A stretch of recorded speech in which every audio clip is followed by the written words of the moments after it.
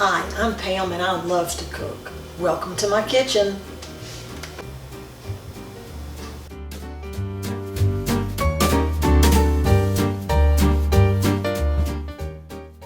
Today we're making white bread with fresh ground flour.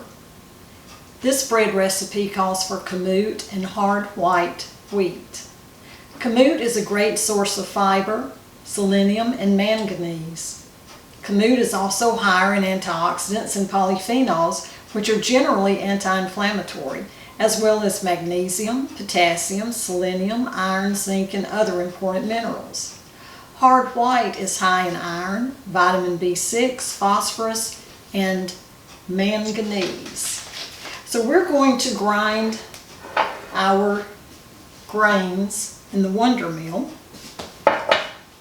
Turn it on first.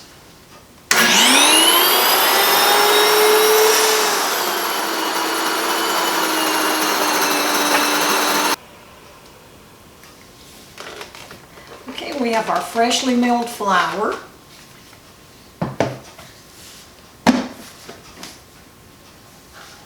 Beautiful, beautiful. Okay, this recipe calls for a sponge. So we're going to mix a cup of hot tap water,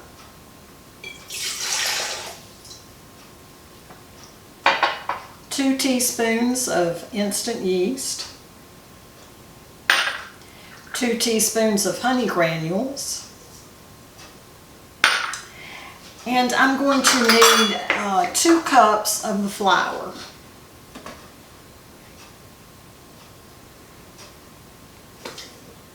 So this flour is lighter in texture than what I normally make with my wheat bread. In my wheat bread I use spelt and hard red wheat, but this makes a more neutral, whiter flour, and also a more neutral and lighter bread. So I'm going to mix this together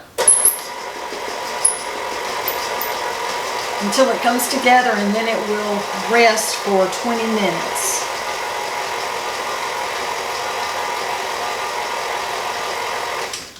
Okay, that's mixed together well, so I'm going to let this sit for 20 minutes. Put my timer on for 20 minutes, then we'll start making the bread.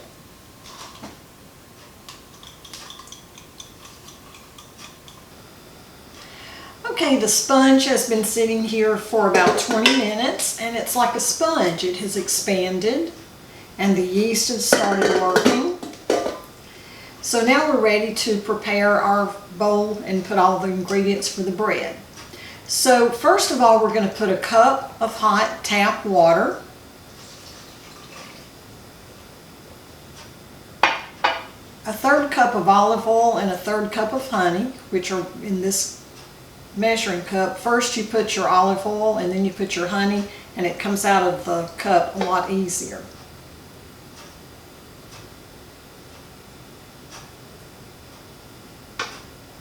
Okay, now we're going to add 2 teaspoons of salt, and I use Redmond real salt. So you need 2 teaspoons.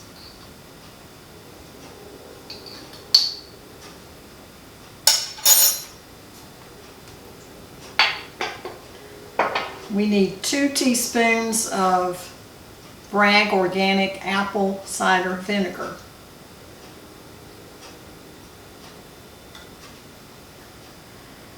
Okay, I'm going to use a tablespoon of dough enhancer because it will help the dough to rise better, and when you're using a freshly ground flour, the dough enhancer really helps. I get this at King Arthur Flour. Okay, now we need a teaspoon of gluten. I keep these in a jar in the refrigerator. A tablespoon of Rice Bran Extract, and I get all of these supplies from Bread Beckers in Woodstock, Georgia. You can order them online. Okay, I'm switching to the dough attachment for the mixer. I'm going to turn it on. And we're going to start adding our flour. It's going to take between 1 to 3 cups depending on how your dough is looking. When you're making bread, you really need to just do it almost by sight, and the more you make bread, the more practice you'll have, and then you will know after you've made a few loaves of bread if you got too much water or too much flour.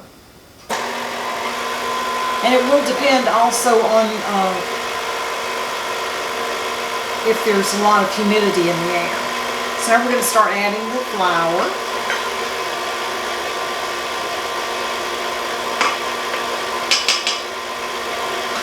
That was a cup.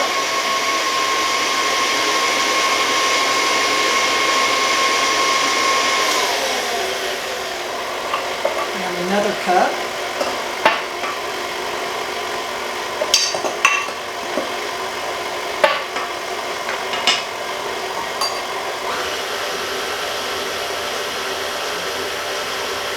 Okay, at this time I'm going to add more yeast. Now this is a tablespoon of instant yeast, and this is the brand I use. You can get it at Bread Baker's or King Arthur Flour, SAF Instant Yeast. So add that in there, turn it back on. And I'm going to see how the dough is coming together before I add any more flour.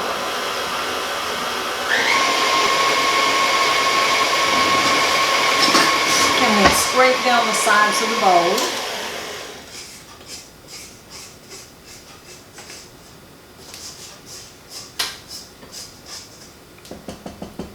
I'm going to add a little bit more flour because we want the dough to come away from the sides of the bowl and form a little ball, because we're going to knead it. We will knead it in the mixer.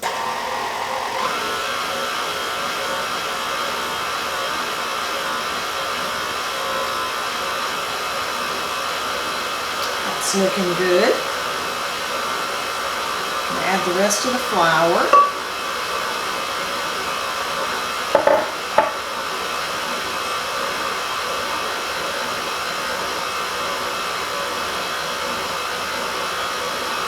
I'm going to let the mixer knead this dough for about 6 to 7 minutes.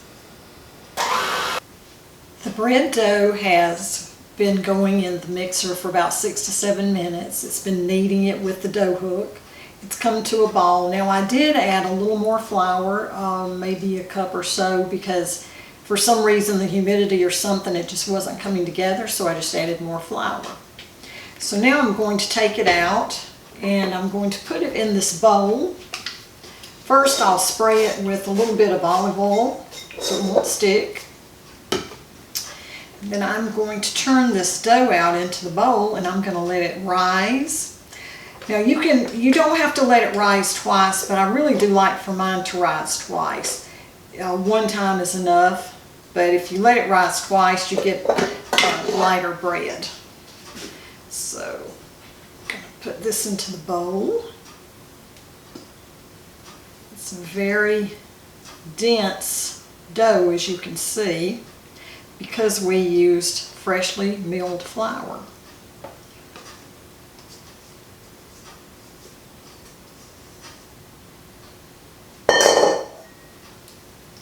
Okay, the dough is in the bowl. I'm going to turn it over and let the olive oil get on it so it won't stick to the bowl.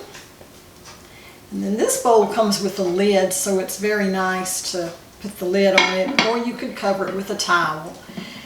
Set it aside, let it rise, check it in about 30-45 minutes, see how it's doing. If you want to let it rise again, you just punch it down, let it rise one more time, and then you make it into bread. Our white bread has risen in the bowl, so now we're ready to form it into bread loaves. I'm going to spray the little mat here with just a little bit of oil. You can use oil or flour to keep your dough from sticking.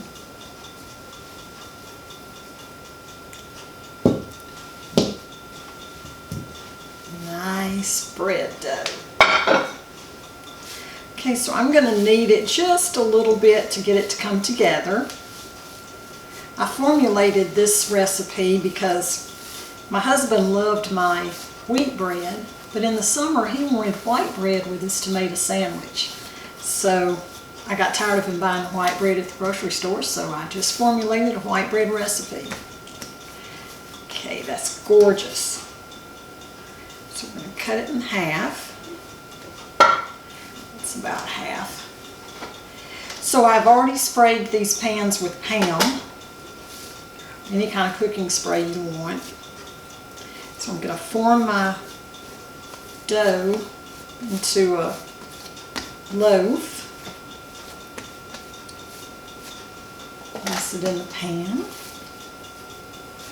Now today I made the bread with my KitchenAid mixer, but you could also use a bread machine, or you can make it by hand. Okay, let's form this into a loaf.